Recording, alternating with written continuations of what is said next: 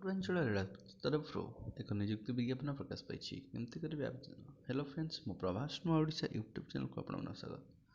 ଉତ୍ତର ପୂର୍ବାଞ୍ଚଳ ରେଳପଥ ତରଫରୁ ଆପ୍ରେଣ୍ଟିସ୍ ପଦବୀରେ 1104ଟି ସ୍ଥାନ ଖାଲି ଅଛି, ଯେଉଁଥିରେ ଅସଂଖ୍ୟ ରହିଛି 564ଟି, ଅର୍ଥନୈତିକ ଦୁର୍ବଳ ବର୍ଗ ପାଇଁ 110ଟି, ଅନୁସୂଚିତ ଜାତି ପାଇଁ 165ଟି, ଅନୁସୂଚିତ ଜନଜାତି ପାଇଁ 81ଟି ଓ ଅନ୍ୟ ପଛୁଆ ବର୍ଗ ପାଇଁ 294ଟି ସ୍ଥାନ ସଂରକ୍ଷିତ ଅଛି। କ'ଣ ରହିଛି ଶିକ୍ଷାର ଯୋଗ୍ୟତା?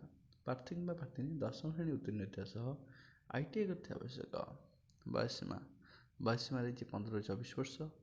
ଅନୁସୂଚିତ ଜାତି ଜନଜାତିମାନଙ୍କ ପାଇଁ 5 ବର୍ଷ, ଅନ୍ୟ ପଛୁଆ ବର୍ଗ ପାଇଁ 3 ବର୍ଷ ଓ ଭିନ୍ନକ୍ଷମ ପାଇଁ 10 ବର୍ଷ ବୟସୀମା କୋହଳ କରାଯିବ।